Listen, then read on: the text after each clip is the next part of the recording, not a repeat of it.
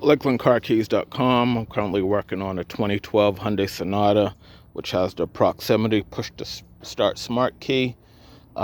This particular car, I did a replacement key, and I pulled the key code to cut the blade from Autocode.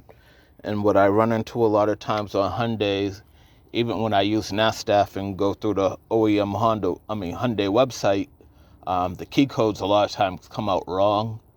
And the app that I used to get the key code for this particular vehicle didn't give me the cuts. It just gave me the code, where it usually gives you the code in the cuts.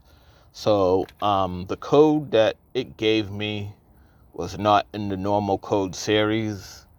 And when I plugged it in, it did come back with a key, but the key had the different amount of cuts that I knew that this car had. So I did cut it. It was wrong.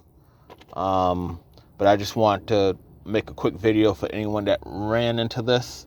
So let's say, the key code series for this particular key is usually K and then 4 digits, or KM and then 4 digits.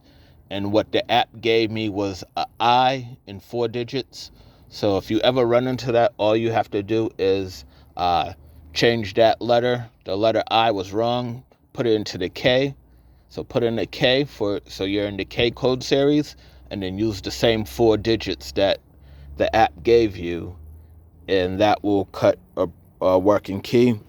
So this is what I had to do to get a working key. And like I said, from both aftermarket sources and the actual Hyundai website, they all give you, they all have scrambled up codes for Hyundais and Kias for some reason.